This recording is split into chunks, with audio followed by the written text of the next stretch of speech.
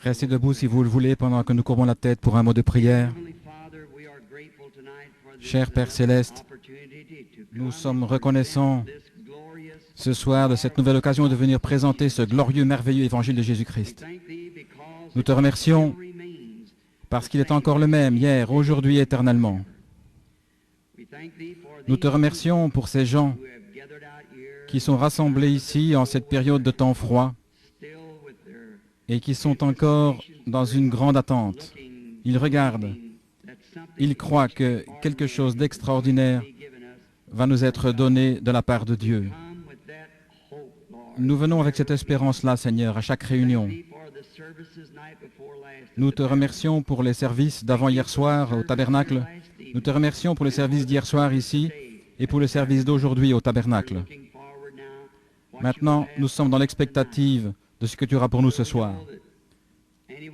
Père, nous savons que toute personne qui est capable de bouger les mains pourrait tourner les pages de la Bible, mais il n'y en a qu'un qui puisse la faire vivre et la rendre réelle, c'est toi. Et Père, nous attendons à ce que tu fasses cela ce soir. Bénis-nous de toutes les manières. Nos cœurs sont tellement remplis de joie alors que nous voyons approcher le moment où nous allons le rencontrer face à face, celui que nous avons aimé et pour qui nous avons vécu pendant toutes ces années. Beaucoup de nouveaux convertis, Seigneur, ont été faits. D'après ce que j'ai compris, une grande foule, 40 ou 50 personnes doivent se faire baptiser en ton nom demain matin, par suite du service d'hier soir. Oh Dieu, s'il te plaît, continue, nous t'en prions, jusqu'à ce que chaque semence prédestinée de Dieu ait vu la lumière de l'Évangile et soit entrée dans la bergerie. Nous te demandons de nous cacher ce soir derrière la parole. Rends-nous aveugles aux choses du monde et laisse-nous voir Jésus. Qu'il y ait une expérience de la montagne de la transfiguration parmi nous ce soir, de sorte que nous voyons personne si ce n'est Jésus seul. Nous le demandons en son nom et pour sa gloire, et comme confirmation de son évangile.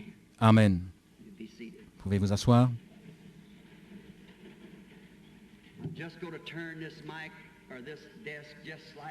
Je vais juste tourner ce micro ou la chaire un peu de côté, si vous n'avez pas d'inconvénient, pour que je puisse voir les deux côtés de l'auditoire.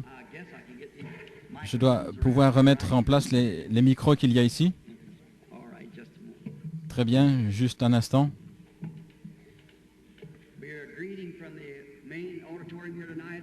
Nous saluons depuis la salle principale ici ce soir, par le moyen du téléphone, nos amis qui sont en Arizona, en Californie, au Texas et d'un bout à l'autre des États-Unis. Ceci est diffusé d'un bout à l'autre du pays, ce service ce soir, par le moyen du téléphone. Alors nous avons confiance que Dieu nous bénira. Est-ce que vous entendez bien là-bas dans la salle à gauche? Très bien. Maintenant, ils vont vérifier le système téléphonique pour voir si ça fonctionne bien. Tout le monde est heureux ce soir?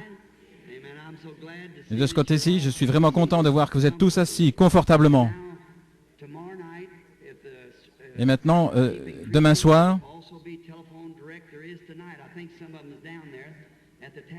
si la foule augmente encore, ce sera aussi transmis en direct par le téléphone. Ça l'est déjà ce soir. Je pense qu'il y a des gens là-bas au tabernacle. Demain matin, les services ne pourront pas se faire au tabernacle. Il y aura un fleuriste en train de décorer l'église pour un mariage demain après-midi. Alors ils ont transféré les services du matin à l'église de frère Rudel, un de nos associés. Et c'est sur la route 62.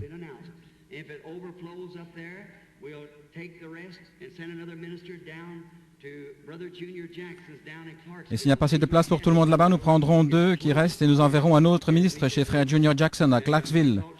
La raison pour laquelle nous faisons cela chez frère Rudel,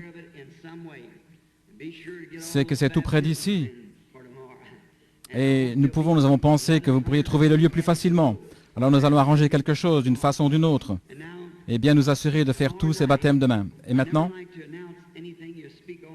demain soir, je n'aime jamais annoncer à l'avance le sujet d'une prédication, mais un soir, pendant le service, un jour, je voudrais parler sur le sujet de qui est ce Melchisédek. En effet, c'est un sujet dont je pense que nous vivons au temps de ces révélations, et c'est la question qui s'est posée tout au long de l'âge. Qui est cet homme? Et je crois que Dieu a la réponse, qui il était. Certains ont dit un sacerdoce, d'autres un roi, mais tant qu'il y a une question, il doit y avoir une réponse à cette question. une réponse qui est la bonne. Il ne peut pas y avoir une question sans qu'il y ait d'abord une réponse. Maintenant, nous avons confiance que Dieu nous donnera une bénédiction de sa parole ce soir alors que nous la lirons. Billy m'a demandé de vous dire que vous aviez vraiment bien collaboré avec les gens ici, les préposés au stationnement, la police et tout. Continuez, c'est très très bien. Nous espérons voir le moment peut-être dans un avenir proche où nous pourrions peut-être apporter la tente ici en ville et la monter ici au stade de baseball, où nous pourrions rester pendant quelque temps, peut-être un réveil de 3 ou 4 semaines, continuel. Ici, on vient à peine de faire connaissance qu'il faut déjà se dire au revoir et repartir. Mais j'aimerais venir lors d'un voyage pour un long séjour, un moment où vous pourriez rester et qu'on ne soit pas obligé de s'arrêter au bout d'un soir ou deux, mais qu'on puisse vraiment rester enseigner le jour et le soir, continuellement. Peut-être que quelqu'un rentrera à la maison, nourrir les poulets ou traire les vaches et reviendra la semaine d'après pour continuer avec le service. J'aime ça. Alors, que le Seigneur soit avec vous. Maintenant, avant de partir, peut-être dimanche matin ou dimanche soir, ou à un moment donné, l'un de ces services, je sais que vous êtes tous dans l'attente d'entendre le message sur la vérité concernant mariage et divorce, ce qui est l'un des grands problèmes du jour. Et aussi sûr que je suis devant vous, je crois que la réponse correcte se trouve dans la parole de Dieu. Et c'est pour ça, je crois, que j'avais promis de revenir. Et je pense bien à ma connaissance que, pour autant que je sache, je voudrais tenir un autre service ici, à Jeffersonville, le dimanche de Pâques, pour le service du lever du soleil, et puis celui du dimanche de Pâques. Alors nous annoncerons ça à l'avance, et nous essaierons d'obtenir peut-être la salle, si possible, pour le dimanche. Peut-être qu'on pourrait être là le samedi ou le dimanche. Il faudra que je vienne en avion, parce que c'est tout près du moment. Il faut que je vérifie avec le programme que j'ai, et l'un de mes itinéraires pour la Californie. Et puis, aussi après ça, je dois partir en Afrique. Alors, gardez le contact et priez pour nous. Maintenant, ce soir, je voudrais attirer votre attention sur un passage de la parole de Dieu qui se trouve au chapitre 4 de Saint Luc.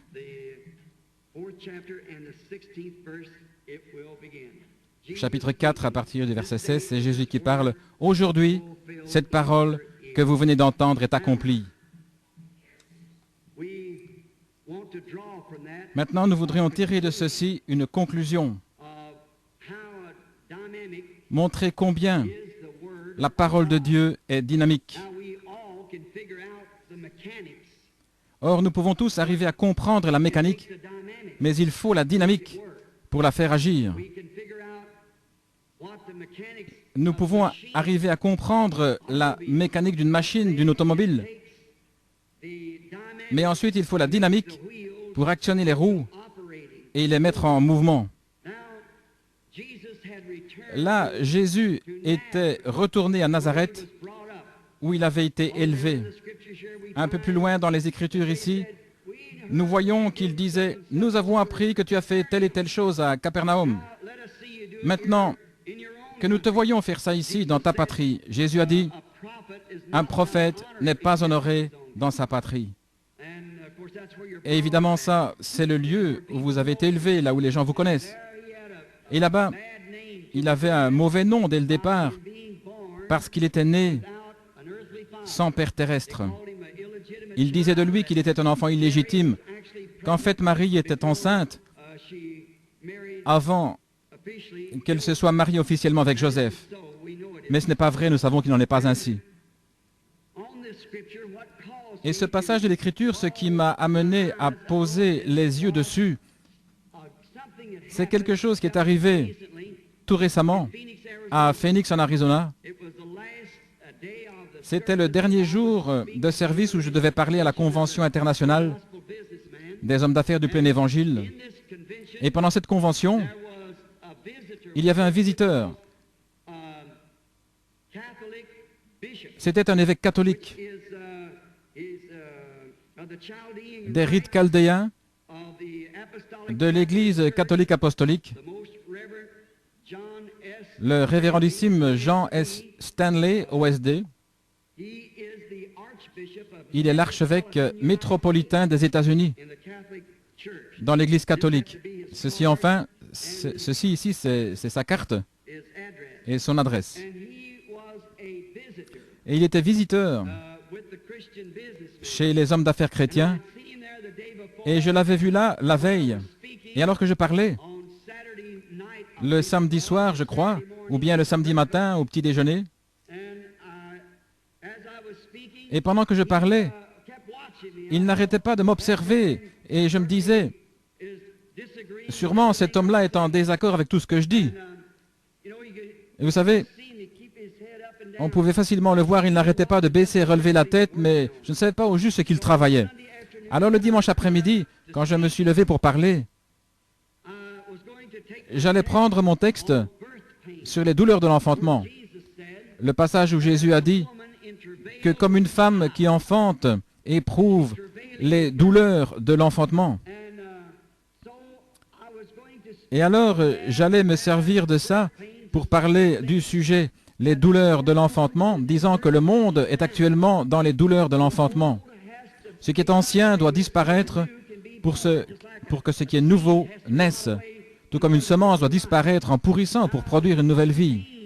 Et que de douleurs d'enfantement ont frappé le monde.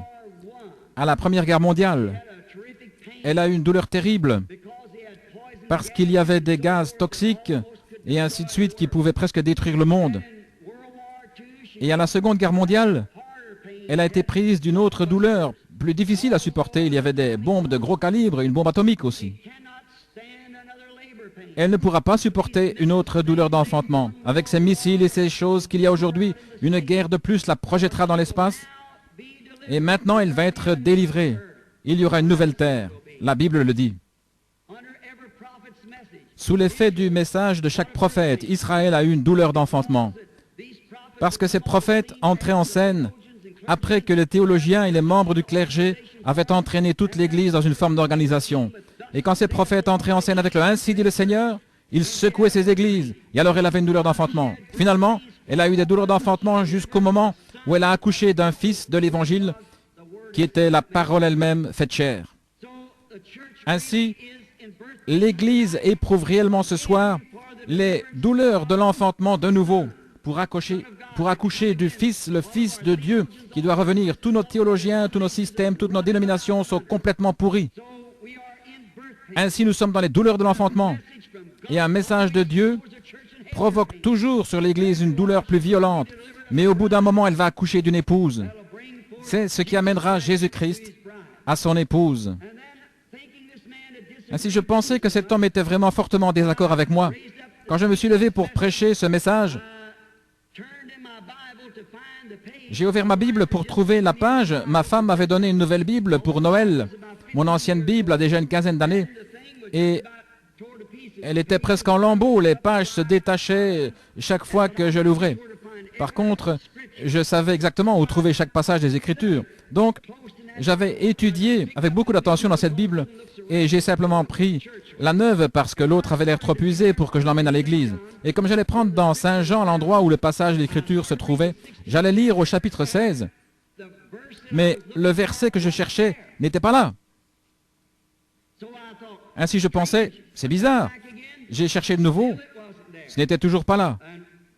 Et frère Jack Moore, de Shreveport, en Louisiane, un de mes amis intimes, était assis là et j'ai dit, « Frère Jack, est-ce que ça ne se trouve pas dans Saint Jean 16 ?» Il a dit « Oui. » Et ce prêtre catholique s'est levé de son siège sur l'estrade où une centaine de membres du clergé étaient assis. Il s'est approché de moi avec sa soutane, ses robes, ses rois et tout.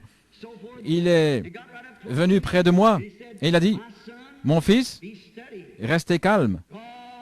Dieu se prépare à faire quelque chose. » Je me suis dit, un évêque catholique qui me dit ça. Il a dit, lisez dans mon livre. Et j'ai lu le passage de l'Écriture dans son livre. Et j'ai pris mon texte et j'ai continué. J'ai prêché mon sermon. Après, quand j'ai eu terminé, il s'est levé après mon départ, il a dit, quelque chose doit arriver après ça. Ou bien, l'Église va sortir du gâchis dans lequel elle se trouve, ou bien c'est nous qui devrons sortir du gâchis dans lequel l'Église se trouve. Donc de deux choses l'une. J'étais en route pour rentrer. Je retournais à Tucson ce soir-là. Les enfants réclamaient un sandwich, alors je me suis arrêté à une petite échoppe pour acheter un sandwich et ma femme m'a dit, « Bill, je n'ai jamais été aussi mal à l'aise de toute ma vie. De te voir debout là, chercher partout dans cette Bible. » Elle a dit, « Tu n'étais pas nerveux, toi ?» Je dis, « Non. » Je dis, « Je savais que c'était là quelque part. Il n'avait pas inséré cette page, c'est tout. C'est une faute d'impression. » Et elle dit, « Quand je pense que c'est moi qui t'avais acheté cette Bible, on aurait dit que tous les yeux étaient fixés sur moi. » Je dis, « Eh bien, c'est pas ta faute, c'était une faute d'impression dans la Bible. » J'ai dit, « Ils n'ont pas inséré cette page, c'est tout. » Et quand je me suis mis à l'examiner de nouveau, elle était tout ce qu'il y a de plus parfait. Mais une partie du chapitre 16 se termine, s'arrête environ 7 cm du bas. Et l'autre, le chapitre 17, de l'autre côté, fait la même chose. Et comme c'est une nouvelle Bible, ces deux pages étaient parfaitement collées ensemble. Et je lisais dans le chapitre 17 au lieu du 16. J'ai dit, eh bien bon, c'est bien, il doit y avoir une raison. Et aussi clairement que vous pourriez entendre n'importe quelle voix.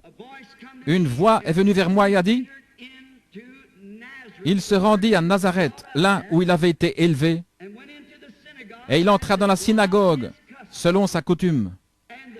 Et le prêtre lui remit les Écritures pour qu'il fasse la lecture. Et il lut Ésaïe 61. Après avoir lu les Écritures, il s'assit, il remit au prêtre la Bible, le livre, et il s'assit. Et toute l'assemblée avait les regards fixés sur lui. Et des paroles précieuses sortaient de sa bouche. Et il dit, aujourd'hui, cette écriture est accomplie. Aujourd'hui, cette écriture est accomplie. Comme l'écriture est précise, si vous remarquez bien, c'est le passage d'Ésaïe 61, 1 à 2 que notre Seigneur lisait. Ésaïe 61, 1 à 2, mais au milieu du verset 2 d'Ésaïe 61, il s'est arrêté. Le passage où il est dit, « L'Esprit du Seigneur est sur moi pour publier une année de grâce. » Puis il s'est arrêté. Pourquoi? L'autre partie, « Exercer le jugement », ne s'appliquait pas à sa première venue, mais à sa seconde venue. Voyez-vous, ça ne s'appliquait pas là. Vraiment, les Écritures ne font jamais d'erreur. Elles sont toujours parfaites. Jésus s'est arrêté exactement là où l'Écriture s'arrêtait, parce que c'était exactement ce qui devait être confirmé en son jour. Lors de cette première venue, à la seconde venue, il exercera un jugement sur la terre, mais pas à cette époque-là. Il devait publier une année de grâce. Remarquez, le Messie était debout sur l'estrade pour s'identifier à la parole de la promesse pour cet âge-là. Comme c'est étrange, le Messie se tenait là, debout devant l'Église, et considérait ces précieuses paroles pour publier une année de grâce. L'année de grâce, nous le savons tous, comme lecteurs de la Bible, c'était l'année du jubilé. C'était quand tous les esclaves et tous les prisonniers, ceux qui avaient été faits prisonniers, et ils avaient dû donner un fils pour payer une dette, ou une fille pour payer une dette, et ils étaient en esclavage. Peu importe depuis combien de temps ils étaient en esclavage, ou combien de temps ils étaient censés y rester, quand arrivait l'année du jubilé, lorsque la trompette sonnait, tout homme pouvait s'en aller libre s'il le voulait. Vous étiez libre, vous n'étiez plus esclave.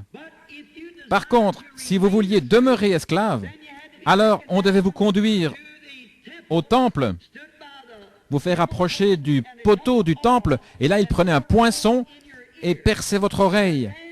Après quoi, vous deviez servir ce maître de corvée jusqu'à la fin de vos jours. Quel exemple parfait de l'évangile de Jésus-Christ. Quand il est prêché, le temps de grâce, le temps du jubilé, n'importe qui, peu importe qui vous êtes, votre couleur, la dénomination dont vous faites partie, combien vous êtes enfoncé dans le péché ou ce qui ne va pas, vous pouvez partir libre quand vous entendez sonner la trompette de l'Évangile. Vous êtes libre, mais si vous tournez le dos au message et que vous refusez de l'écouter, remarquez, on vous perce l'oreille avec un poinçon.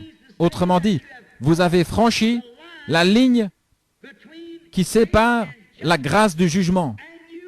et vous n'entendrez plus jamais l'Évangile. Vous n'irez jamais plus loin. Vous devrez être esclave du système dans lequel vous êtes jusqu'à la fin de vos jours, si vous refusez d'écouter l'année de grâce. Or, l'autre partie, là, comme je l'ai dit, il n'avait pas à répondre à cela. En effet, c'est ce Messie qui doit venir maintenant.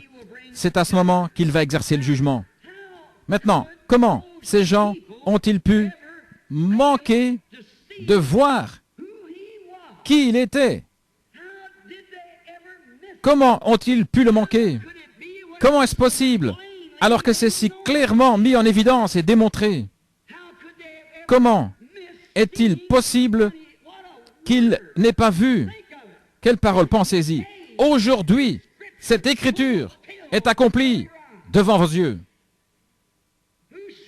Qui l'a dit? Dieu lui-même, qui est l'interprète de sa propre parole. Aujourd'hui, cette écriture est accomplie. Le Messie lui-même, qui se tenait en présence de l'assemblée, qui lisait une parole de la Bible, se rapportant lui-même, et qui disait ensuite, aujourd'hui, cette écriture est accomplie. Et là encore, ils ont manqué de le voir. Quelle tragédie! Mais c'est arrivé. C'est arrivé bien souvent. Comment est-ce que ça a pu arriver? Bien sûr, comme c'était arrivé les autres fois, du fait de croire une interprétation d'homme de la parole. C'était à cause de ça. Ces croyants de cette époque-là, soi-disant croyants, acceptaient l'interprétation que le sacrificateur avait donnée au sujet de l'Écriture. Par conséquent, comme Jésus n'était pas dans leur rang du tout, ni dans aucune de leurs associations, il avait été excommunié de leur compagnie. Et par conséquent, ils ne pouvaient pas l'identifier à eux parce qu'il était différent d'eux. La personne de Jésus-Christ était tellement unique que personne n'aurait dû manquer de voir que c'était le Fils de Dieu, parce qu'il était l'identification parfaite de l'Écriture qui avait été écrite à son sujet. Voilà la façon dont on reconnaît tout chrétien, quand sa vie s'identifie avec les choses mêmes que le chrétien est censé faire.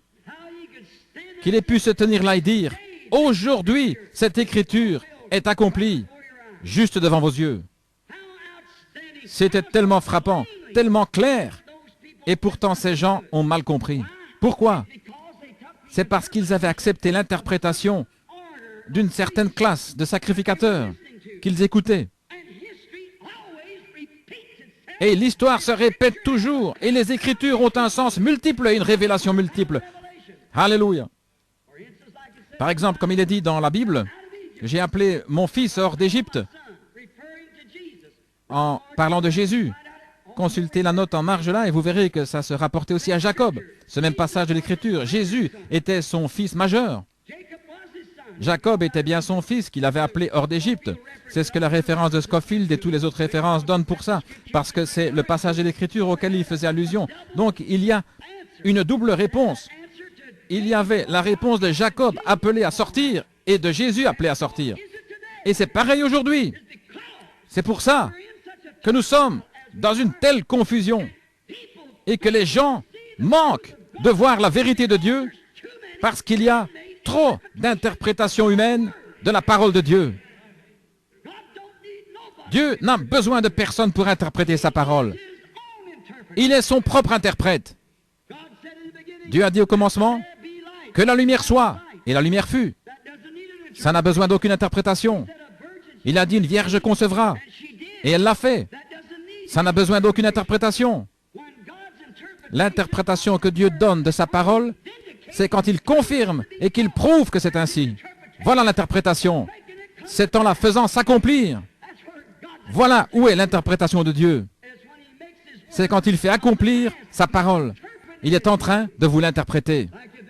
Par exemple, s'il n'avait jamais eu de lumière et qu'il dise que la lumière soit et qu'elle soit, ça n'a pas besoin de personne pour l'interpréter. Mais nous y mêlons des systèmes faits de main d'homme. Et quand on fait ça, on dérègle la chose. Ça s'est toujours passé ainsi. Mais je m'imagine encore combien ça a dû être impressionnant. Pensez-y. Le Messie. Pourquoi ont-ils manqué de le voir? Parce que leur leader, ceux-là même qui auraient dû le reconnaître qui aurait dû être versé dans les Écritures, qui aurait dû comprendre les Écritures. Ils ont déprécié cet homme et ils ont dit, c'est un enfant illégitime dès le départ. Nous ne pourrions pas croire ça. Des années plus tard, nous ne croyons pas ça. Nous serions prêts à mourir pour la cause de soutenir qu'il était un fils né d'une vierge. Et il viendra un jour où les choses mêmes que nous voyons Jéhovah accomplir aujourd'hui, les hommes des âges à venir, s'il y en a, mourront pour la chose même dont nous sommes en train de parler aujourd'hui. Vous serez obligés de le faire quand la marque de la bête sera appliquée et que vous n'aurez pas l'autorisation de prêcher l'Évangile comme ceci.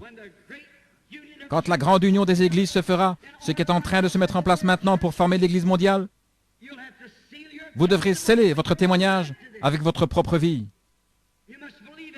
Vous devez le croire maintenant. Si ces sacrificateurs qu'il avait condamnés pouvaient ressusciter, ils ne le condamneraient pas. Mais vous dites, si j'avais été là, moi, j'aurais fait telle et telle chose. Eh bien, ça, ce n'était pas dans votre âge, mais ceci, c'est votre âge. C'est maintenant le moment. Et vous dites, eh bien, s'il était ici, la Bible dit qu'il est le même, hier, aujourd'hui, éternellement. Le même. Donc, il est ici. Mais il est ici alors que le monde a été civilisé, qu'il est devenu plus important, plus instruit. Il est ici sous la forme de l'esprit.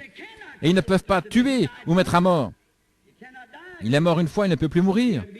Il devait être fait chair pour que Dieu soit mis à mort dans la chair à cause du péché. Mais cette fois-ci, il ne pourra plus jamais mourir. C'est le Saint-Esprit. Comment s'imaginer qu'il lui reprochait ces choses-là? Une autre chose, c'est qu'il refusait de se joindre à leur rang. Alors voyez-vous, ça aussi, ça faisait de lui un mauvais sujet. Il refusait d'adhérer à leurs organisations. Il refusait d'adhérer à leur sacerdoce. Il ne voulait rien à faire dans ces choses-là. Et puis en plus de tout ça, il cherchait à démolir ce qu'ils avaient construit. Il est entré dans le temple. Nous disons de lui que c'était un homme doux. Il l'était. Mais souvent, nous ne comprenons pas bien ce que ça veut dire la douceur. Il était un homme de compassion. Et pourtant, parfois, nous ne comprenons pas ce qu'est la compassion. Ce n'est pas de la sympathie humaine, ce qu'est de la compassion, mais la compassion, c'est de faire la volonté de Dieu. Il est passé par la piscine de Bethesda, la porte. Des gens étaient couchés là, des foules de gens. Des foules, c'est un nombre indéterminé. Mais des foules de gens étaient couchés là, des estropiés, des aveugles, des boiteux, des paralytiques. Et il avait de la compassion pour les gens, toujours. Et il est allé à une seule personne. Quelqu'un qui n'était ni estropié, aveugle, boiteux ou paralytique. Peut-être qu'il souffrait de la prostate. Peut-être qu'il avait une petite infirmité qui traînait. Ça faisait 38 ans qu'il avait ça. Ça n'allait pas l'affecter, ça n'allait pas le tuer. Il était couché sur une paillasse et il a dit, « Veux-tu être guéri ?» Et cet homme a dit, « Je n'ai personne pour me jeter dans l'eau, mais pendant que j'y vais, eh bien, quelqu'un passe avant moi. » Voyez-vous, il marchait, il voyait, il se déplaçait. Seulement, il était faible, c'est tout. Et Jésus lui a dit, « Lève-toi, prends ton lit et va dans ta maison. » Et Jésus a été interrogé là-dessus. En effet, vous vous rappelez l'Écriture? Ça n'a rien d'étonnant. S'il venait à Jeffersonville ce soir et qu'il faisait un geste comme celui-là, encore là, il ferait parler de lui. Mais souvenez-vous, il est venu pour accomplir une seule chose, c'était la volonté de Dieu. C'est dans Jean 105, 19 que vous trouverez la réponse. Il a dit, en vérité, je vous le dis, le Fils ne peut rien faire de lui-même, mais ce qu'il voit faire au Père, voilà ce que fait le Fils. Or, ils auraient dû savoir que c'était la confirmation même de la prophétie de Moïse, car l'Éternel votre Dieu suscitera un prophète comme moi. Avez-vous remarqué, quand il a vu cet homme, il a dit, Jésus savait qu'il était dans cet état depuis de nombreuses années. Voyez-vous comme il était prophète. Il a vu cet homme dans cet état. Il est allé là et il s'est frayé un chemin en contournant ces gens. Il s'est mélangé à la foule jusqu'à ce qu'il ait trouvé l'homme en question. Il est passé à côté des estropiés, des boiteux, des aveugles, des paralytiques. Et pourtant, c'était un homme plein de compassion. Mais la compassion, c'est de faire la volonté de Dieu. Alors, nous le retrouvons, puisqu'il refusait de s'associer avec eux, qu'il ne voulait avoir rien à faire dans leur rang. Alors, c'était un indésirable. Il ne voulait rien. Et depuis ça, un jour, il est entré dans le temple. Un homme est entré là, et il a trouvé la maison de Dieu à peu près aussi contaminée qu'elle l'est aujourd'hui. Ils achetaient, vendaient, changeaient la monnaie, et il a renversé les tables où se trouvait la monnaie. Il a pris les cordes, il les a tressées, il a chassé les changeurs du temple à coups de fouet. Il les a regardés d'un regard furieux, il a dit, « Alléluia, la maison de mon Père est une maison de prière, mais vous en avez fait une caverne de voleurs. » Et par votre tradition, vous avez annulé le commandement de Dieu. Oh, est-ce qu'une bande de gens comme ça pourrait jamais croire en lui? Non, monsieur, ils étaient tellement vautrés comme des cochons dans la boue de la société, dans la souillure de l'époque, qu'ils étaient embourbés dans le carcan ecclésiastique, à un point tel qu'ils ne pouvaient pas ressentir les vibrations de la puissance du Dieu Tout-Puissant. Ce n'est pas étonnant qu'une petite femme ait pu toucher son vêtement et être guérie, alors qu'un soldat ivre a pu lui cracher au visage sans ressentir aucune vertu. Ça dépend de votre approche. Ça dépend de ce que vous cherchez. Quand vous allez à l'église, ça dépend de ce que vous cherchez. Maintenant, nous le voyons debout là. Sans doute que les gens avaient déjà été mis en garde. Les sacrificateurs avaient mis en garde. Bon, il viendra ici le sabbat prochain. Et quand il viendra, ne l'écoutez surtout pas. Bon, vous pouvez bien venir vous asseoir, mais ne prêtez aucune attention à ce qu'il dira parce qu'il ne fait pas partie de notre groupe. C'est un indésirable. Il n'a pas de carte d'association. Il n'a même pas de document d'une organisation avec lui. Il n'a rien de tout ça. Qu'est-ce qu'il est? Une espèce de renégat qui est né là-bas d'une naissance illégitime dans la maison d'un charpentier et dont la mère l'a conçu avant qu'il soit marié. Et ils ont essayé de le camoufler en disant que c'était quelque chose de surnaturel. Nous savons que quand le Messie viendra, il descendra des corridors du ciel, il ira voir notre souverain sacrificateur, il dira « Me voici, Caïphe !» Mais nous constatons que ce n'est pas comme ça qu'il a fait, parce que ce n'était pas écrit dans la parole. C'est une tradition faite de main d'homme qui les a amenés à croire ça. La parole a dit qu'il viendrait exactement comme il est venu. Et il était là en train de lire la parole. Et il a dit « Aujourd'hui, cette écriture est accomplie sous vos yeux. » Et à nouveau, ils ont manqué de le voir, de le reconnaître. Comme dans tous les autres âges. Noé aurait pu dire la même chose le jour où il est entré dans l'arche et que la porte s'est fermée. Moïse aurait pu ouvrir cette fenêtre au sommet de l'arche, promener son regard dehors sur l'assemblée. Souvenez-vous, Dieu avait fermé la porte. Et il aurait pu dire « Aujourd'hui, cette écriture est accomplie sous vos yeux. » Mais à ce moment-là, c'était trop tard pour eux. Il avait prêché pendant 120 ans pour essayer de les faire entrer dans ce bateau qu'il avait construit en leur disant, l'Écriture avait dit « Ainsi dit le Seigneur, il va pleuvoir. » Seulement ils avaient attendu trop longtemps. Mais Noé aurait aisément pu dire « En ce jour même, aujourd'hui, l'Écriture est accomplie. » Moïse, le jour même où la colonne de feu est descendue sur le mont Sinaï et a attesté son témoignage. Moïse aurait pu dire « Aujourd'hui, cette écriture est accomplie. » Moïse, vous le savez, était un homme appelé de Dieu, un prophète. Et au moment de son appel, comme il était prophète, il devait avoir une expérience surnaturelle. Pour être prophète, il devait rencontrer Dieu face à face et parler avec lui. Et autre chose, ce qu'il disait devait s'accomplir, sinon personne ne l'aurait cru. Alors aucun homme n'a le droit de se donner ce titre-là avant d'avoir parlé face à face avec Dieu, dans un désert où il a rencontré Dieu lui-même. Et tous les athées du monde ne pourraient pas l'en dissuader par leurs explications. Il était là. Il sait que c'est arrivé. Tout chrétien devrait avoir cette expérience avant de dire quoi que ce soit au sujet d'être un chrétien. Votre propre expérience. Je parlais à mon neveu il y a quelque temps, un jeune catholique qui disait « Oncle Bill, j'ai couru à droite, à gauche. Je suis allé partout en essayant de trouver quelque chose. » Toutes les nuits, avant que cette série de réunions commence, il a pleuré. La nuit, il a eu des songes qu'il entrait ici en courant à l'hôtel, là où l'on prêchait. Et il confessait qu'il avait eu tort. J'ai dit, Melvin, peu importe où tu essaieras d'aller, à combien d'églises tu adhéreras, combien de je vous salue Marie, tu diras, et combien de bénédictions tu recevras d'un homme, il faut que tu naisses de nouveau de l'Esprit de Dieu. C'est la seule chose qui satisfera le cœur humain. Je sais qu'on a un substitut aujourd'hui de la nouvelle naissance. Il suffit de serrer la main de prédicateur, de mettre votre nom sur le registre. Mais mes amis, ça c'est un dogme. Ce n'est pas une vérité biblique. Si c'en était une dans les Actes des Apôtres au chapitre 2, voici ce qu'on lirait. Lorsque le jour de la Pentecôte arriva, le pasteur sortit et serra la main des gens. Mais il y est dit, lorsque le jour de la Pentecôte arriva, à l'inauguration de l'église, il vint du ciel un bruit comme celui d'un vent impétueux, et il remplit toute la maison où ils étaient assis. Voilà comment le Saint-Esprit est venu la première fois, et voilà comment il est venu chaque fois depuis cette fois-là. Il est Dieu, et il ne change pas. Ça chope les gens. Ils disent, ça c'était pour une autre époque. Eh bien, il est le même hier, aujourd'hui, éternellement. Chaque fois que l'Église a reçu le Saint-Esprit, Il est toujours venu comme il l'a fait la première fois, en vertu de la même ordonnance, acte 2:38. Ça n'a jamais changé, ça ne changera pas. C'est comme l'ordonnance d'un médecin pour une maladie.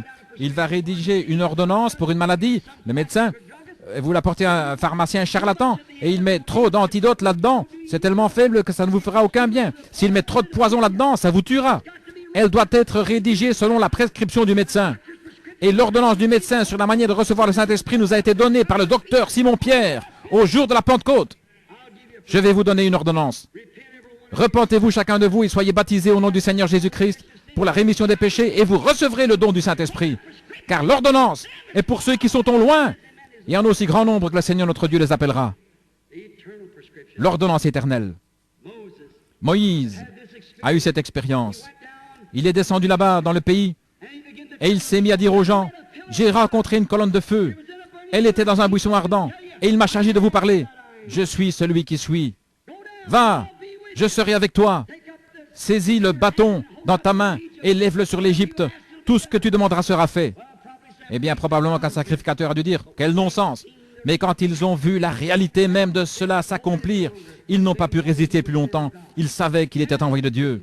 Alors, si Moïse affirmait avoir vu cela et qu'il rendait témoignage que c'était la vérité, alors Dieu est obligé, si c'est bien la vérité, d'identifier, de confirmer que la parole de cet homme est la vérité. C'est vrai. Si Jésus-Christ s'est tenu là et qu'il a lu ce jour-là, aujourd'hui, cette parole est accomplie devant vous, Dieu est obligé d'exécuter cette parole. Nous nous tenons ici ce soir et nous disons que Jésus-Christ est le même, hier, aujourd'hui, éternellement. Dieu est obligé de prouver qu'il en est bien ainsi, parce que c'est sa parole.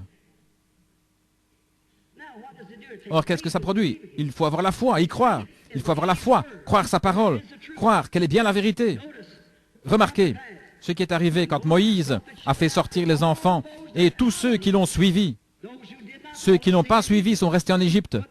Mais ceux qui ont suivi Moïse, quand ils sont sortis de la mer Rouge et qu'ils sont arrivés dans le désert, Dieu est descendu sur le mont Sinaï. Cette colonne de feu a embrasé toute la montagne. Et de là, une voix a parlé. Et Dieu a donné les 10 commandements. Moïse aurait pu s'avancer vers les gens et dire, « Aujourd'hui, l'écriture dont je vous avais parlé, moi qui suis son prophète, s'accomplit aujourd'hui. Aujourd'hui, je vous avais dit que Dieu m'avait rencontré là-bas dans un buisson ardent, dans une colonne de feu, et qu'il avait dit ceci, « Ceci sera un signe, tu ramèneras ces gens ici même, dans ce lieu, de nouveau. » Et voilà, Dieu, dans cette même colonne de feu, dans laquelle je vous avais dit qu'il était, se tient là sur la montagne. Aujourd'hui, cette prophétie est accomplie. Il est ici pour confirmer que les choses que je vous ai dites sont la vérité. Oh Dieu, donne-nous plus d'hommes comme celui-là, qui soient honnêtes et sincères et qui disent la vérité, de sorte que le Dieu Tout-Puissant puisse confirmer que sa parole est toujours la vérité. Il est encore le même, hier, aujourd'hui, éternellement. Pourquoi est-ce qu'il ne ferait pas? Il a promis de le faire. Josué aurait bien pu dire la même chose. Le jour où il est revenu à Kadesh Barnéa, là où ils étaient parvenus dans leur trajet dans le désert, ils doutaient que le pays soit le genre de pays que Dieu avait dit qu'il serait. Mais Dieu leur avait dit que c'était un bon pays, que c'était un pays où coulait le lait et le miel. Et Josué et Caleb étaient les 2 seuls qui le croyaient, alors qu'ils étaient partis avec les 10 autres. Quand ils sont revenus, ils avaient la preuve. Ils avaient une grappe de raisin qui ne pouvait être portée que par 2 hommes forts. Josué et Caleb auraient pu se tenir là et dire, « Aujourd'hui, cette écriture est accomplie. Voici l'évidence que c'est un bon pays. » Bien sûr. Pourquoi? Voilà la preuve que c'est un bon pays. Où avez-vous déjà trouvé des choses comme ça en Égypte? Là-bas, il n'y a pas d'endroit pareil. Mais aujourd'hui, cette écriture est accomplie. Il aurait pu dire la même chose quand il a prophétisé et qu'il avait dit que les murailles de Jéricho s'écrouleraient après qu'il en aurait fait le tour 7 fois, pendant 7 jours, 7 fois en un jour.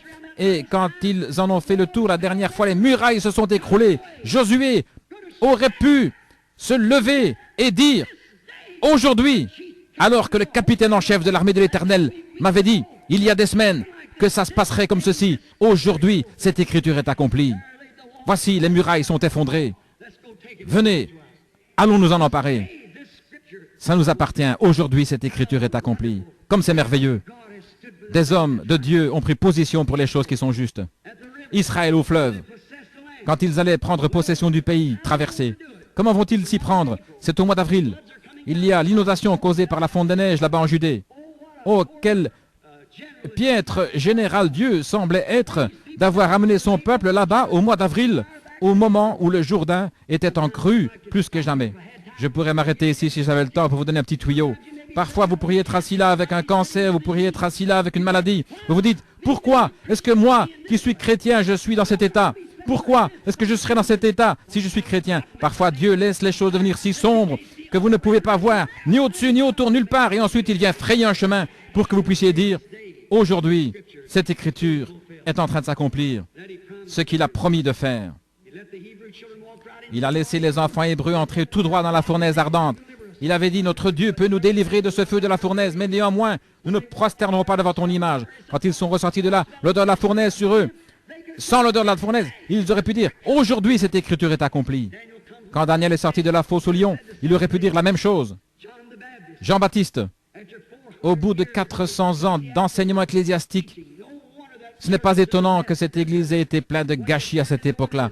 Quand il a paru dans le désert au Jourdain, il aurait pu se tenir sur la rive là, comme il l'a fait, et dire, aujourd'hui, cette écriture, Ésaïe 40, est accomplie. Oh, je pourrais bien m'arrêter ici pour vous dire ce que ce prêtre m'a dit. Il m'a dit, mon fils, vous n'avez pas terminé ce message, j'ai dit, ne dites rien. Vous voulez dire que ces gens pentecôtistes ne voient pas ça? J'ai dit non. Mais il a dit, mais moi je le vois. Pour qu'on n'ait pas continué, restez tranquille. Il a dit gloire à Dieu, je le vois. Et à peu près à ce moment, le Saint-Esprit est tombé sur sa sœur qui était assise à la réunion. Elle s'est levée en parlant en langue inconnue. Elle a donné l'interprétation de la chose même dont nous parlions, le prêtre et moi, sur l'estrade. Toute l'église, tout cet endroit a éclaté dans une immense clameur. Ça s'est poursuivi jusqu'à la convention de Ralph Roberts la semaine suivante. Et on parlait que de ça à la convention. Comment ce prêtre, là, le Saint-Esprit a révélé par une femme, sa sœur, je crois, ce qui était en train de se passer sur l'estrade. Il a révélé la chose même que nous étions en train de cacher. Cette heure où nous vivons aujourd'hui, cette écriture est accomplie. Aujourd'hui, la lumière du soir est arrivée et nous manquons de la voir. Remarquez, Jean a dit aujourd'hui, je suis la voix de celui qui crie dans le désert. Comme l'a dit le prophète Ésaïe, préparez le chemin du Seigneur.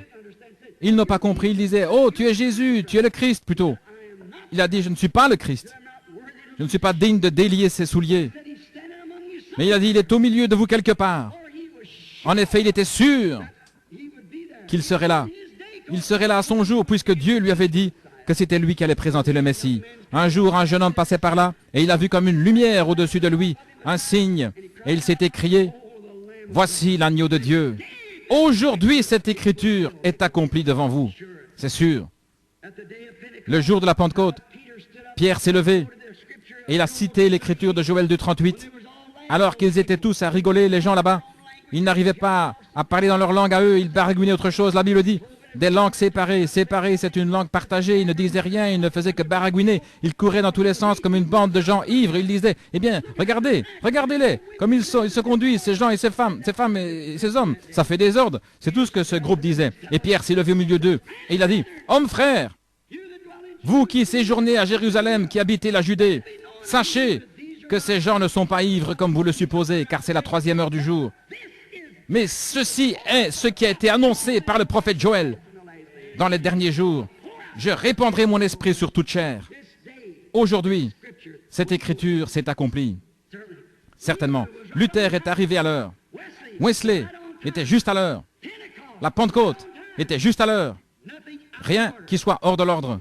Maintenant, je vous demande de considérer l'âge et le temps où nous vivons actuellement par rapport à la parole promise pour aujourd'hui. Si autrefois dans les autres âges, les hommes ont pu dire aujourd'hui cette écriture, aujourd'hui cette écriture, alors qu'en est-il de l'écriture pour aujourd'hui? Qu'est-ce qui est promis pour aujourd'hui? Où en sommes-nous? À quelle heure vivons-nous? Alors que l'horloge de la science indique minuit moins 3. Le monde est affolé. L'Église est dans un lit de corruption. Plus personne ne sait où il en est. Quelle heure du jour est-il? Qu'en est-il de l'Écriture pour aujourd'hui?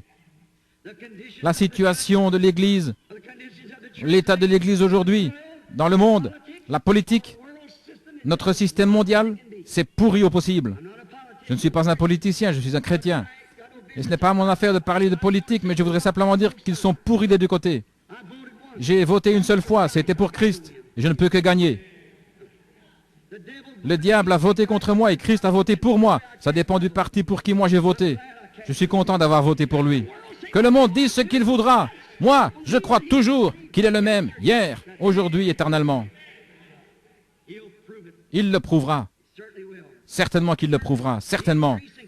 L'augmentation de la criminalité, la délinquance juvénile. Regardez notre nation, qui était autrefois la fleur de la terre. Notre grande démocratie qui a été créée à l'époque, à la déclaration de l'indépendance. La déclaration de l'indépendance a été signée, nous avons une démocratie. Et nos illustres ancêtres et les choses qu'ils ont faites, nous avions une grande nation. Mais elle est maintenant en train de pourrir, s'effondrer, trembler, s'écrouler. Et ils cherchent à taxer les gens pour avoir de l'argent afin d'acheter l'amitié de leurs ennemis. Et ils nous renvoient ça en pleine figure. Une première guerre mondiale, une deuxième guerre mondiale et on se dirige encore vers une troisième, certainement. La politique est pourrie, corrompue, pourrie jusqu'au cœur. C'est exactement ce que Matthieu 24 avait annoncé. Qu'une nation s'élèverait contre une nation, un royaume contre un royaume. Toutes ces choses qui allaient se produire, considérons cela maintenant. Très bien. Remarquez une autre chose. Les progrès de la recherche scientifique. Il fut un temps où mon grand-père allait voir ma grand-mère en char à bœuf. Maintenant, on a un avion à réaction. Ou même un engin qu'on met en orbite dans les airs, dans l'espace. C'est grand. Qui donc avait dit ça? Dans Daniel 12.4, il est dit « La connaissance augmentera dans les derniers jours ». Nous voyons l'heure où nous vivons. Remarquez, la situation du monde, l'état de la science. Remarquez encore autre chose. Aujourd'hui, dans notre système d'éducation, maintenant, n'essayez pas de nier ça. J'ai des coupures de journaux. Ils enseignent le sexe dans nos églises, dans nos écoles, aux jeunes élèves. Avoir des relations sexuelles les uns avec les autres pour voir s'ils pourront vivre en couple dans le monde. Oui, monsieur. Et que dire de notre clergé?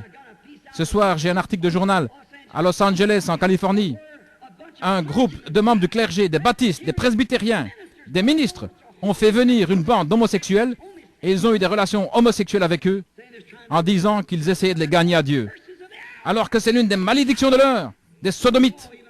Et même les policiers les ont arrêtés. Alors où en sommes-nous? Notre système tout entier est tombé en pourriture.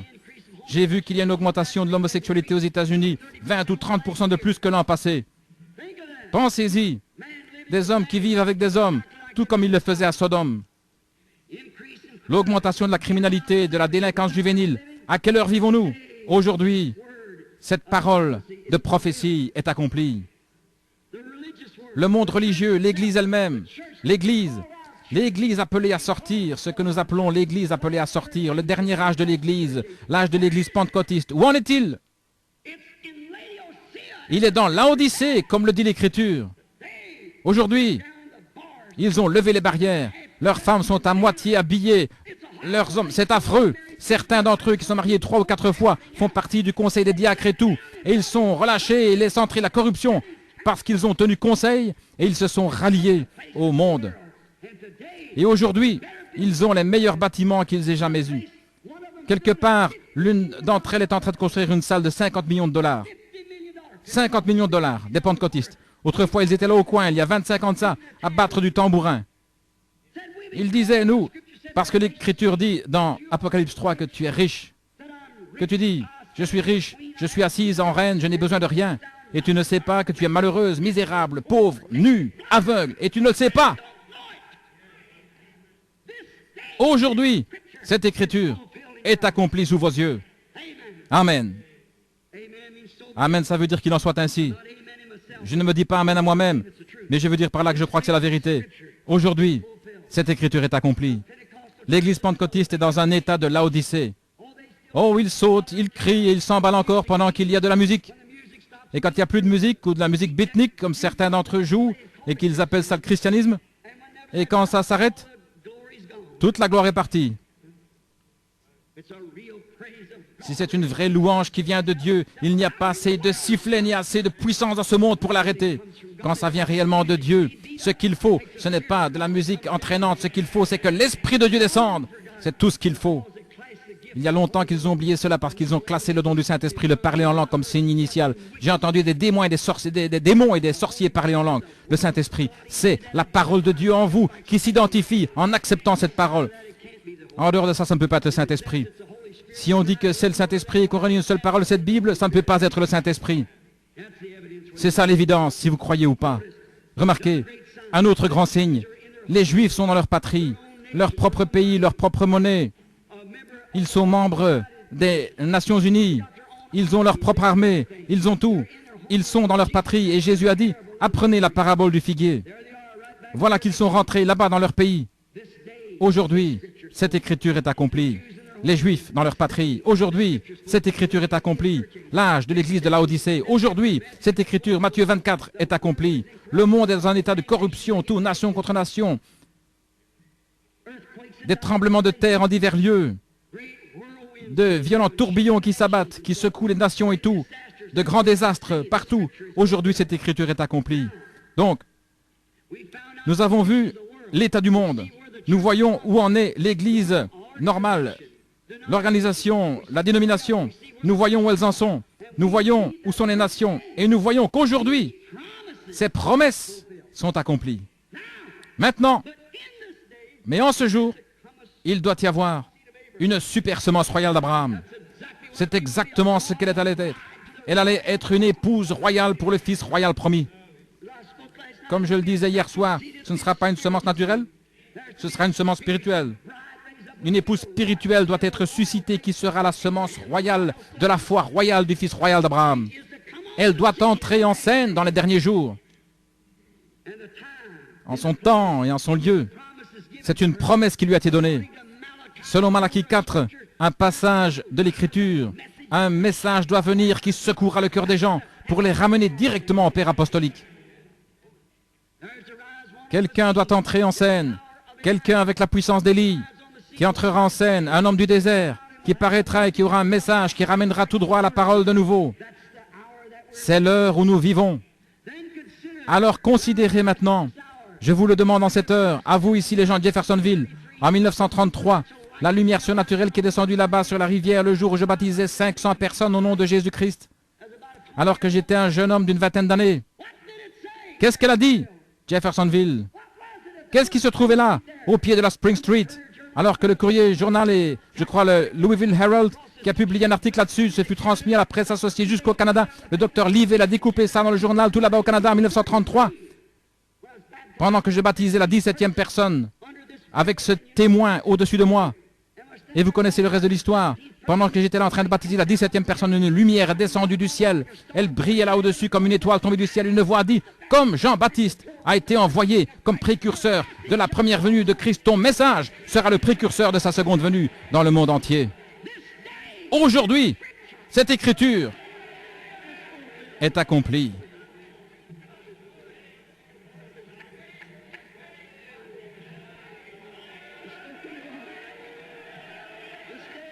Aujourd'hui,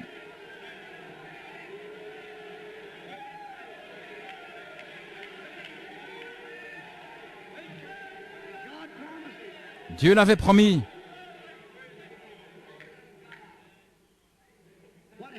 Qu'est-ce qui est arrivé? Aujourd'hui, ça a fait le tour du monde. Et lorsque Dieu est venu là-bas et qu'il a dit, quand j'étais un petit garçon dans un buisson ardent ou un buisson là-bas embrasé par une colonne de feu ici chez les Wadden, le long de Utica Pike, je transportais de l'eau là-bas de la grange jusqu'à l'Alambic, vous savez, c'est la vérité. Il a dit, ne fume jamais, ne bois jamais, ne souille jamais ton corps, car tu auras une œuvre à accomplir quand tu seras plus âgé. Je l'atteste, c'est la vérité, je l'ai bien vu. Et Dieu, comme il l'avait fait dans le cas de Moïse, il a parlé devant l'assemblée qui se trouvait là-bas, et il a dit, c'est la vérité. Aujourd'hui, cette écriture est accomplie au milieu de nous. Regardez ce qu'il avait dit au sujet du discernement et de la façon dont ça se passerait, depuis l'imposition des mains jusqu'à connaître le secret des cœurs. Aujourd'hui, cette écriture est accomplie devant nos propres yeux. Ces promesses qui avaient été faites. Remarquez, toutes ces promesses avaient été confirmées et accomplies par le Dieu de la promesse. Regardez, il est accroché à Washington, D.C. ce soir la photo de l'ange du Seigneur. George Lacey, le chef du service des empreintes digitales et documents du FBI pour le gouvernement des États-Unis, il l'a examiné à Houston, au Texas, et il a dit « C'est le seul être surnaturel qui ait jamais été photographié dans le monde entier. Il est bien placé pour le savoir. C'est le meilleur au monde. » Remarquez, elle est accrochée là-bas, comme quoi c'est bien la vérité. La même colonne de feu qui conduisait Israël autrefois dans le désert. Elle conduit aujourd'hui.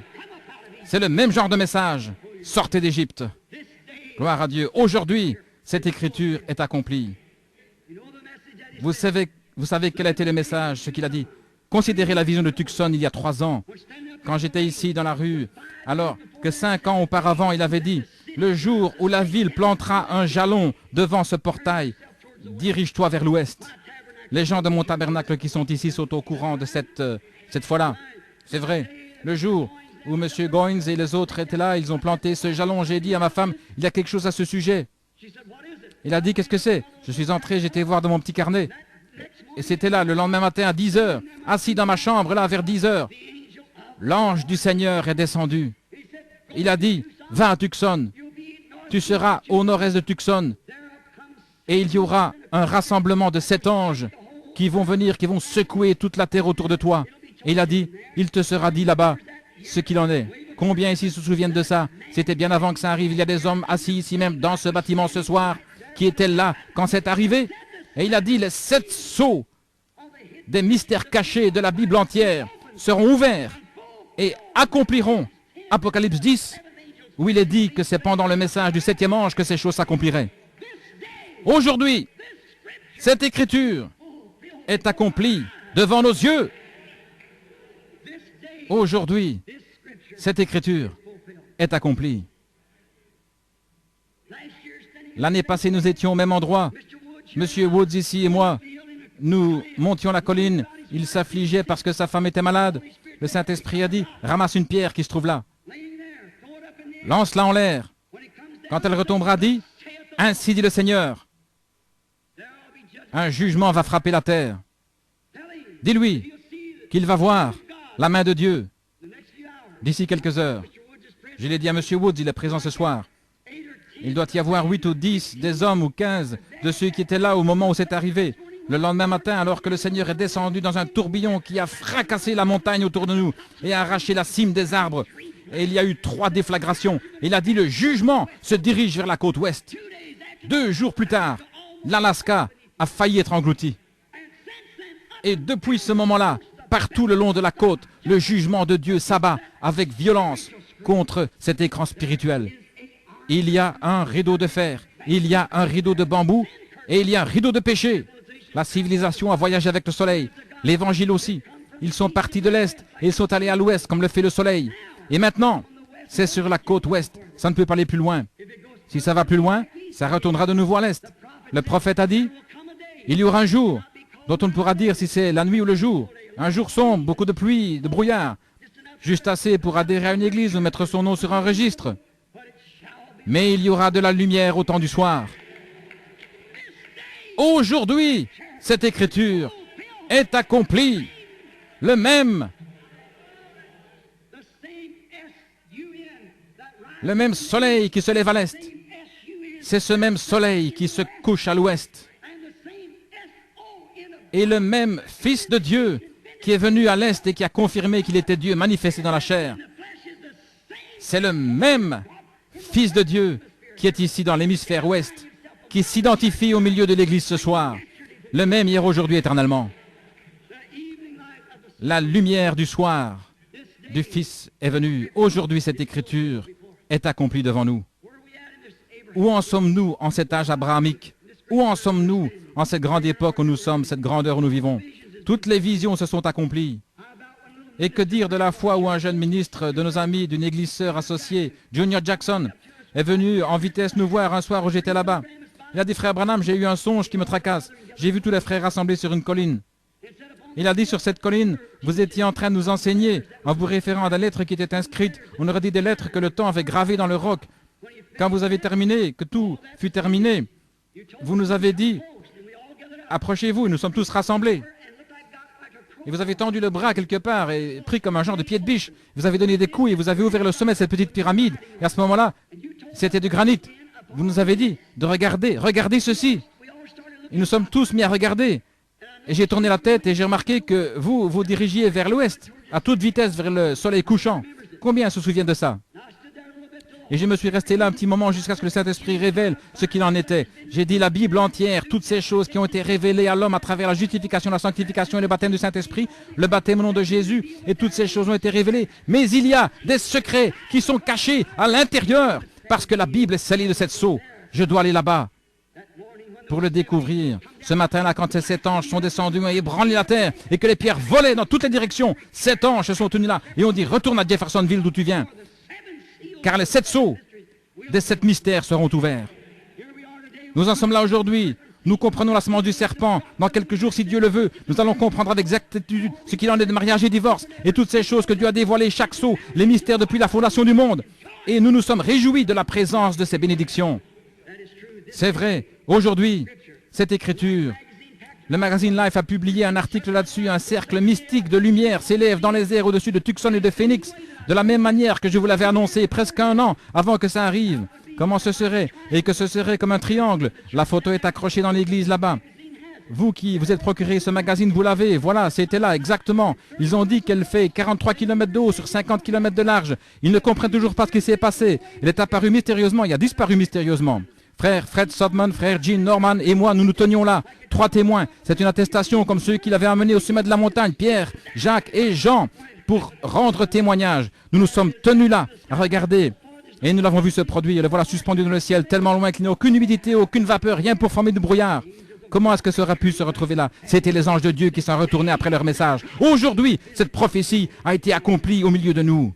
Aujourd'hui, cette écriture a été accomplie. Regardez bien. 7 sceaux ont été ouverts. Le tourbillon s'est dirigé vers la côte ouest. Maintenant, ne le manquez pas comme ils l'ont fait autrefois. Maintenant, fixons notre attention un peu plus près de notre jour. Que dit l'Écriture pour aujourd'hui?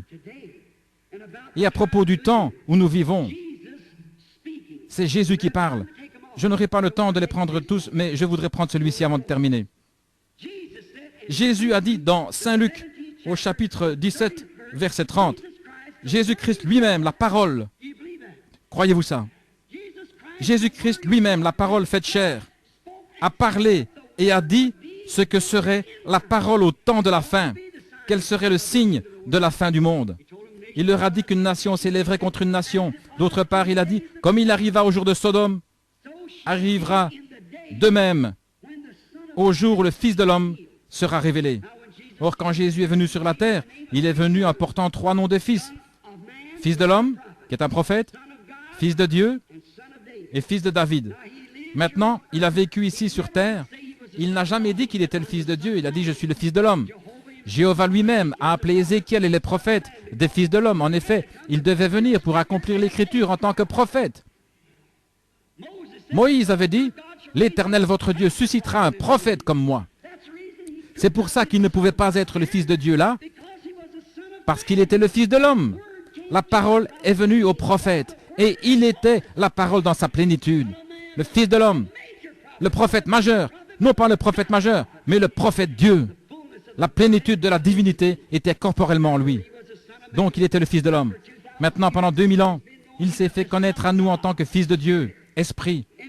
Et dans le millénium, il sera fils de David sur le trône. Ça, nous le savons tous qui croyons les Écritures. Or, Jésus a dit, juste à la fin de cet âge de l'Église où nous vivons, que le Fils de l'homme serait de nouveau révélé de la même manière que ce qui s'est passé comme ce qui était arrivé à Sodome. Observez historiquement comment il a exposé ça.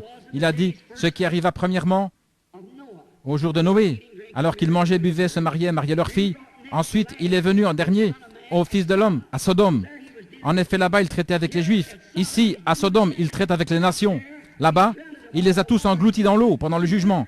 Ici, dans le cas des nations, il les a tous brûlés au jour de Sodome. C'est vrai, le monde des nations a brûlé là-bas. Et il en sera de même quand le Fils de l'homme se révélera. Ce ne sera plus de l'eau, mais ce sera du feu cette fois. Jésus lisait dans la même Genèse 23 que nous lisons quand il lisait au sujet de Sodome. Maintenant, nous reconnaissons la situation dont il est fait mention, l'état du monde, Sodome, des Sodomites, l'état de Sodome. Tous autant que nous sommes, nous pouvons dire amen à ça, nous croyons cela. Très bien. Et l'état spirituel de la Odyssée, de l'Église naturelle, nous pouvons dire amen à ça.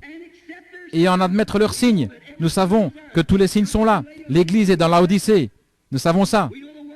Nous savons que le monde est dans un état de Sodome, pas vrai? Nous admettrons ça. Mais qu'en est-il du signe d'Abraham, de celui qui attendait le Fils promis? Ça, c'en est un autre, souvenez-vous. Il y avait un Sodome là-bas, ils ont eu leur messager. Et Abraham a eu son messager. Abraham attendait jour après jour l'accomplissement d'une chose presque impossible. Sarah a 90 ans et lui a 100 ans. Conformément à la promesse de Dieu, il attendait toujours, au milieu de toutes les critiques, il attendait ce fils. Et le véritable croyant aussi, il attend toujours le retour de ce fils promis. Remarquez, juste avant que le fils arrive, un signe lui avait été donné. Le signe du fils qui doit venir ne doit-il pas être révélé à la semence royale d'Abraham, qui attend le fils royal, comme il l'a été à notre père Abraham pour le fils naturel? Pas vrai? Jésus l'a dit dans Saint Luc 17:30. Avant que ce temps-là arrive, que le Fils de l'homme se révélerait, comme il l'avait fait au jour de Sodome, avant la destruction de Sodome. Maintenant, nous attendons un signe. Considérons maintenant la situation de ce temps-là telle qu'elle était à Sodome. Remarquez, ils avaient tous sombré dans un état sodomite, le monde. Je pense qu'un cinéaste a réalisé un film il n'y a pas longtemps. J'ai eu l'occasion de le voir. C'était Sodome. Si jamais vous le voyez et qu'on n'en présente pas d'autres avec celui-là, allez le voir. C'est certainement une bonne image des États-Unis aujourd'hui. Hollywood, très précisément. Même genre d'habillement et toutes les autres choses qu'il faisait à cette époque. De grandes beuveries et tout le reste, une secte de gens religieux, soi-disant religieux. Remarquez, et Sodome avait un témoin. C'était un homme qui s'appelait Lot, qui était tout simplement un neveu d'Abraham. Or, Abraham n'est pas descendu dans Sodome, ni lui ni son groupe. Il avait un grand groupe avec lui, assez nombreux pour vaincre une douzaine de rois et leur armée. Donc, il avait un grand groupe avec lui. Et il était assis là, sous un chêne. Un jour où tout allait mal pour lui, personne ne voulait avoir de contact avec lui, mais il s'accrochait toujours à cette promesse. Soyez très attentifs là, avant de terminer.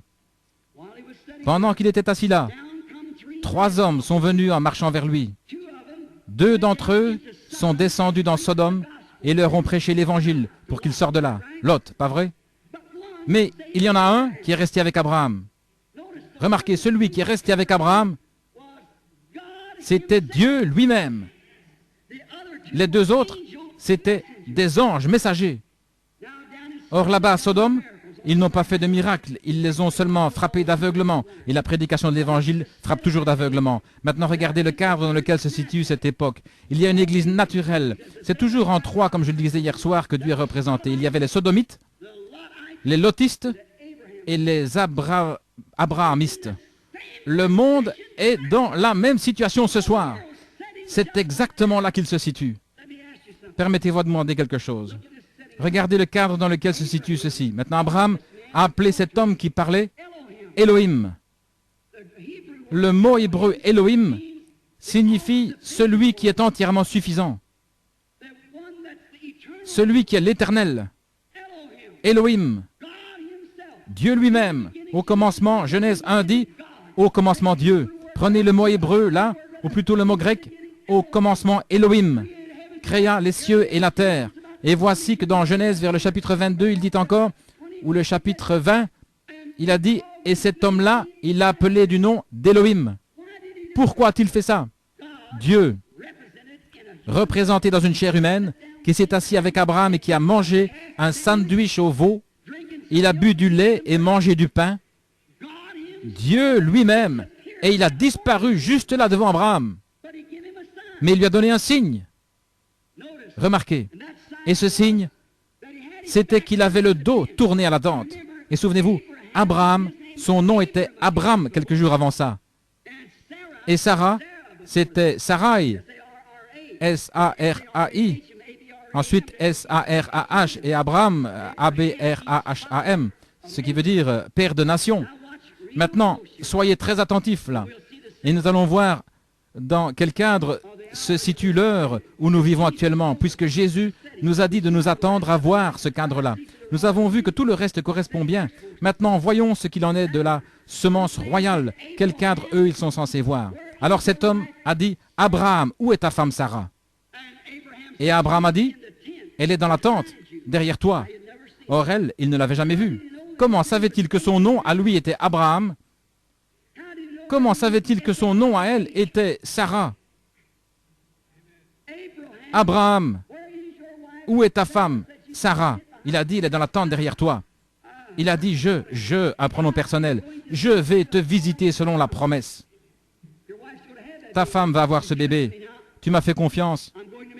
Maintenant, je vais l'accomplir. Et Sarah, qui était derrière dans la tente, a écouté discrètement ou à tendre l'oreille, c'est comme vous voulez, a écouté de l'intérieur de la tente. Elle a ri sous cape et elle a dit, voilà que moi, une vieille femme comme je suis, j'aurai du plaisir avec mon Seigneur, alors que lui là-bas, il est vieux aussi, il a 100 ans, alors que, eh bien, il y a bien des années que ça n'est pas arrivé.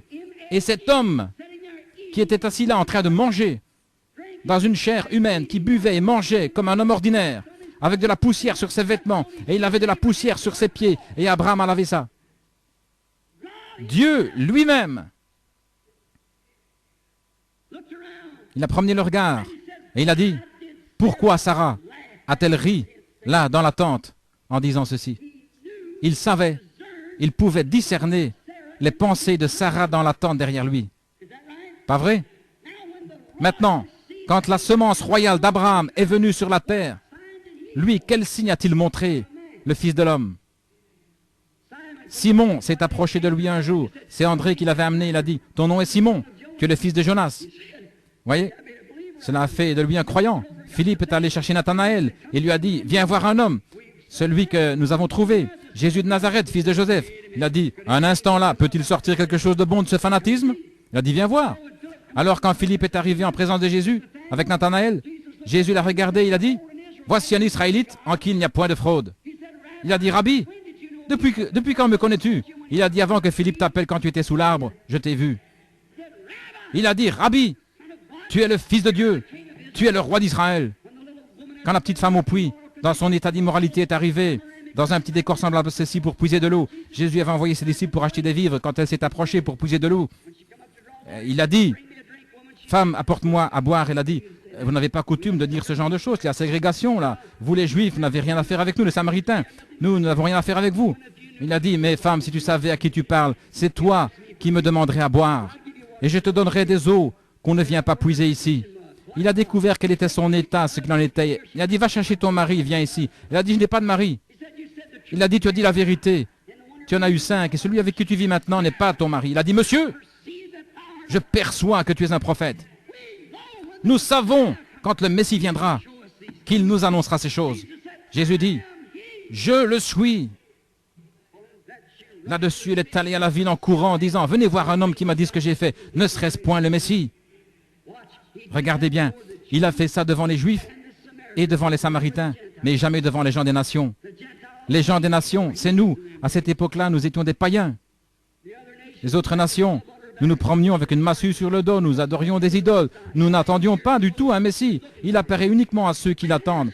Et nous sommes censés être en train de l'attendre. Mais ceux qui prétendaient être en train de l'attendre, l'Église elle-même, quand ils ont vu cette chose s'accomplir, ils ont dit c'est un démon, un diseur de bonne aventure, un Belzébul. Et Jésus a dit que ce péché leur serait pardonné, car ils n'étaient pas encore morts. Mais a-t-il dit un jour, le Saint-Esprit viendra faire la même chose, et prononcer un seul mot contre cela ne sera jamais pardonné. Car c'est ce jour-ci où tous les éléments de la parole doivent s'enchaîner. Prononcer un seul mot contre cela ne sera jamais pardonné, ni dans ce monde, ni dans le monde à venir. C'était la semence royale d'Abraham. Et ici, cette semence royale d'Abraham, qui était venue à cause de cette identification de cet homme qui était assis là avec Abraham. Il est venu pour prouver qu'il s'agissait du même Dieu. Et il a promis qu'en ce jour-ci, ce qui arriva au jour de Sodome arrivera de même à la venue du Fils de l'homme, au moment où il se révèle en tant que Fils de l'homme. Amen. C'est maintenant le jour où l'Écriture doit s'accomplir. Regardez dans quel cadre nous situons aujourd'hui. Regardez l'Église ou le Fils de Dieu. Regardez ce jour sombre. Regardez toutes les prophéties. Maintenant, une chose étrange. nos visiteurs devraient déjà être là. Dans ce cas, si le cadre doit être le même qu'à Sodome, 3 venus sont venus, 3 hommes remarquables envoyés du ciel. Nous admettrons cela. Ils étaient 3. Un est resté avec Abraham. Ils sont tous allés là pour commencer, mais un est resté avec Abraham, les autres sont allés à Sodome. Pas vrai? Et Abraham, son nom avait été changé d'Abraham en Abraham. Vrai? Pas une seule fois dans l'histoire, l'Église du monde n'a eu un évangéliste qui aille vers elle dont le nom se soit terminé en H-A-M avant aujourd'hui. Billy, G-R-A-H-A-M. Pas vrai? G-R-A-H-A-M, 6 lettres. A-B-R-A-H-A-M, 7 lettres. Mais Graham, c'est 6 lettres. C'est-à-dire le monde, l'homme. Voyez? Regardez, ceux qui sont allés là-bas aujourd'hui, ce sont ces messagers du ciel. Y a-t-il un homme sur la terre qui ait prêché la repentance aussi clairement que Billy Graham?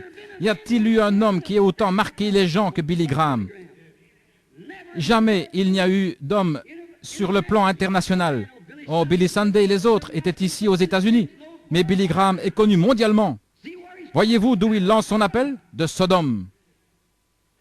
Et il y a celui qui l'accompagne là-bas, qui est avec l'église pentecôtiste, un Oral Roberts. Mais qu'en est-il du groupe des élus? Eux, quel genre de signes sont-ils censés voir? Eux, qu'est-ce qu'ils sont censés recevoir? Alléluia! Il y aura de la lumière au temps du soir. Aujourd'hui, cette écriture est accomplie. Aujourd'hui, la promesse de Dieu est accomplie. Nous savons que c'est la vérité. Il est ici ce soir, comme il l'était alors. Or, prêchez cela, comme je le disais tout à l'heure.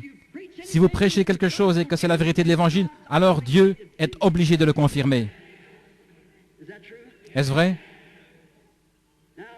Maintenant, s'il en est ainsi, alors que le Dieu qui a écrit la parole, que le Dieu qui a donné la prophétie, que le Dieu qui est le Dieu de la parole s'avance et prouve qu'il est toujours Dieu. Alléluia. Comme Élie était monté sur la montagne, il observait. Élisée était monté, il observait Élie. Et il a dit, je veux une double portion. Et le manteau qui était sur Élie est tombé sur Élisée. Il est descendu, il a plié cette couverture en deux, il a frappé le fleuve, il a dit, où est le Dieu d'Élie? Et la même chose qui s'était passée pour Élie s'est passée pour Élisée. Et le même évangile, la même puissance, le même Fils de l'homme qui existait hier est aujourd'hui et sera éternellement. Hébreux 13:8.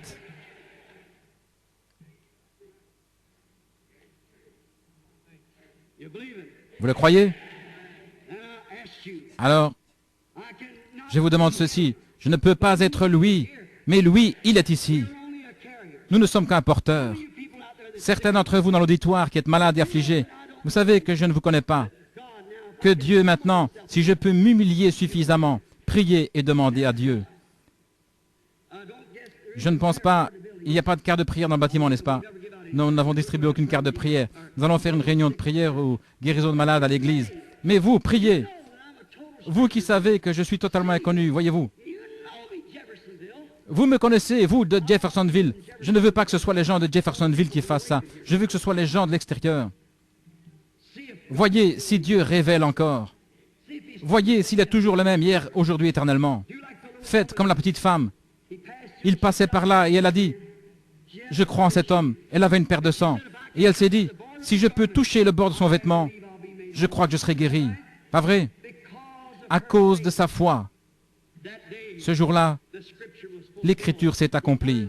Il a pensé le cœur de ceux qui avaient le cœur brisé. Il a guéri les malades et les estropiés. Quand elle a touché son vêtement et qu'elle est allée s'asseoir, il s'est retourné, il a dit, qui m'a touché? Des milliers, 30 fois plus de personnes que maintenant. Il a dit, qui m'a touché? Il n'a pas juste dit ça comme ça, mais il l'a dit parce que c'était vrai. Alors il a dit, qui m'a touché? Tout de suite, il a regardé autour de lui, il a vu la petite femme à l'endroit où elle se trouvait, assise ou debout. Et il lui a dit que sa perte de sang était terminée. Ça, c'était Jésus hier. C'est lui aujourd'hui. Vous le croyez? Je ne vous connais pas, mais Dieu, oui.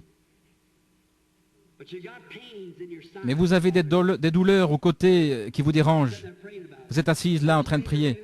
Est-ce que je vous suis inconnu? Nous sommes inconnus l'un à l'autre? Levez la main si c'est le cas, je ne vous connais pas. C'est cet homme ici, juste ici, au coin, ce jeune homme. Vous avez aussi mal à la gorge. C'est exact. Vous êtes en train de prier à ce sujet. Vous êtes tout nerveux à cause de quelque chose. Vous allez être obligé de quitter la convention parce que vous êtes un ministre. Vous avez des engagements dont vous devez vous occuper. C'est exact, oui. Croyez-vous que Dieu sait qui vous êtes? Révérend M. Smith, maintenant vous pouvez aller être guéri. Jésus-Christ vous a guéri. Allez à votre réunion. Votre gorge ne vous ennuiera pas. Qui a-t-il touché?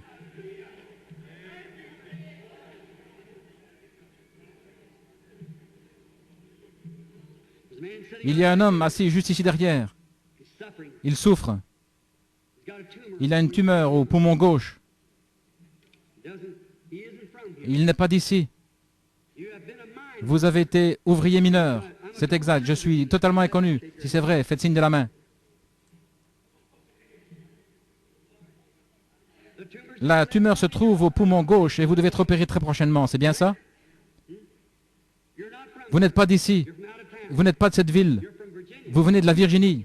C'est exact. Croyez-vous que Dieu sait qui vous êtes? Monsieur Mitchell? C'est exact. Rentrez chez vous et soyez rétablis. Jésus-Christ vous guérit. Demandez à cet homme. Je ne l'ai jamais vu de ma vie. Il était assis là, en train de prier. Aujourd'hui, cette écriture. Voici une dame assise juste ici, derrière moi, comme Sarah qui était dans la tente. Elle est en train de prier pour sa fille. Levez-vous. Sa fille n'est pas ici. Elle se trouve au loin. Sa fille. Vous êtes dans le même cas que cette femme quand elle est venue à Jésus parce qu'une femme était tourmentée de diverses façons par un démon. Cette femme, cette jeune fille est possédée du démon. Elle n'est pas ici. Vous venez de Caroline du Nord. Le croyez-vous? C'est la vérité, n'est-ce pas? Madame Orders, vous pouvez rentrer chez vous. Et si vous croyez de tout votre cœur, vous trouverez votre fille comme elle l'avait trouvée quand Jésus-Christ autrefois avait dit qu'elle était guérie. Aujourd'hui, cette écriture, un signe de Sodome, un signe de la super semence, un signe de l'Église naturelle. Aujourd'hui, cette écriture est accomplie au milieu de vous. Le croyez-vous? Voulez-vous l'accepter? Maintenant, comme votre sauveur et guérisseur, levez-vous chacun de vous et dites, j'accepte ma guérison, je l'accepte comme mon sauveur, je l'accepte comme mon roi. Chacun de vous, levez-vous. Aujourd'hui, écoutez mes amis, il a lu l'Écriture, remis la Bible au sacrificateur, et tous les gens avaient les regards fixés sur lui. Il les a regardés et a dit, aujourd'hui, cette Écriture est accomplie. J'ai lu l'Écriture avec une douzaine ou plus de preuves que nous vivons au dernier jour, la génération qui verra le retour de Jésus-Christ sur la terre. Et je vous dis ce soir de nouveau, aujourd'hui, cette Écriture est accomplie devant vous. Vous qui êtes à Tucson, vous en Californie, à New York, ceux qui sont connectés par téléphone, aujourd'hui, cette Écriture est accomplie devant vous. Réjouissons-nous et soyons dans l'allégresse, car les noces de l'agneau sont proches. Et son épouse s'est préparée. Levons les mains et donnons-lui gloire, vous tous les peuples.